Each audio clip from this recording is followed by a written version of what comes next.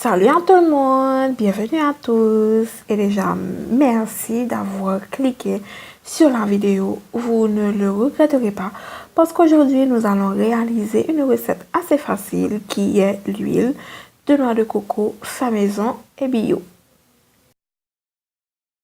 Vous aurez besoin d'une belle noix de coco qui est arrivée à maturité, bien ferme, bien dure, qui va vous donner beaucoup plus d'huile. Une belle noix de coco.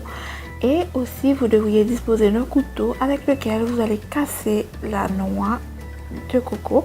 Mais assurez-vous de vous servir de ne pas vous servir de la partie la plus effilée, mais de vous servir de la partie la plus compacte du couteau pour pouvoir casser votre noix de coco et récupérer la chair de noix de coco.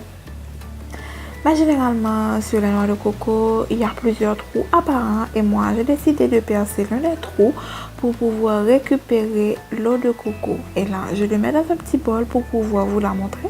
Mais j'aurais bien pu me la boire à la coque même, à la noix même. Et waouh, je vous assure, c'est un pur délice, un vrai régal pour le palais. Mes amis, c'est trop bon. Je vous invite à aller faire l'expérience.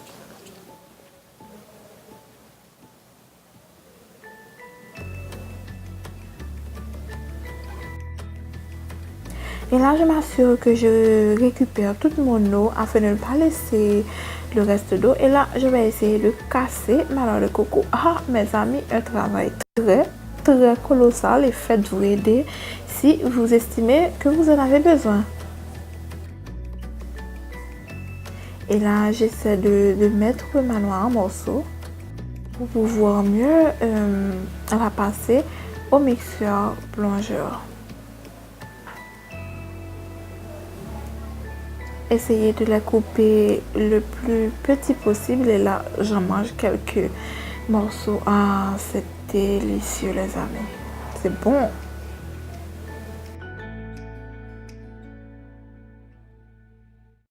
Vite récupérez vos morceaux que vous allez pouvoir passer au mixeur et assurez-vous de bien les laver et les couper en petits morceaux.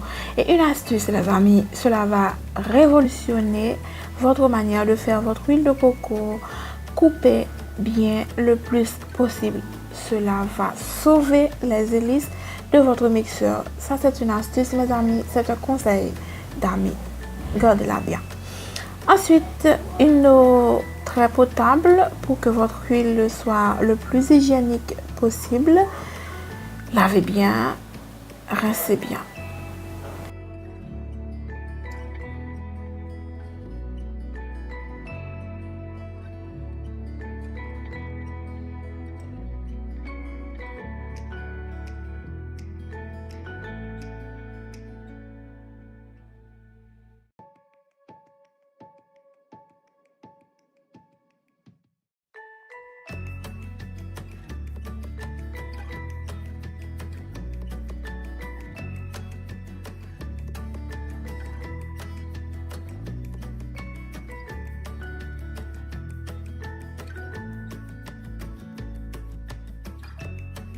Puis, couvrez hermétiquement et mixez. Et là, ça mélange. Oups, là, je viens de voir que mon mélange était beaucoup trop pâteux. J'ai décidé d'ajouter un peu d'eau pour que ça soit plus malléable. Et c'est reparti pour un tour.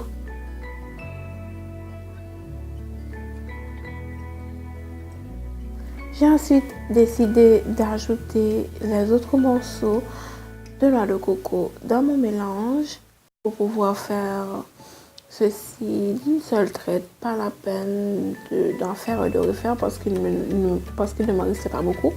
Et là, je décide d'ajuster avec beaucoup plus d'eau. Les amis, un conseil, n'ajoutez pas trop d'eau parce que ça va prendre trop de temps pour sécher et recueillir l'huile. Voilà.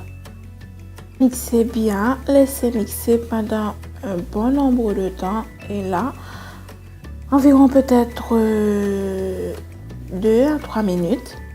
Ensuite, vous aurez besoin d'une cuillère et d'une passoire pour pouvoir passer le mélange obtenu. Voilà, un mélange bien onctueux. Vous devriez obtenir ceci après avoir mixé votre noix de coco. Vous pouvez avoir une noix de coco, deux noix de coco, mais je vous conseille de commencer avec une noix de coco pour pouvoir contrôler les résultats, pour pouvoir bien la mesurer.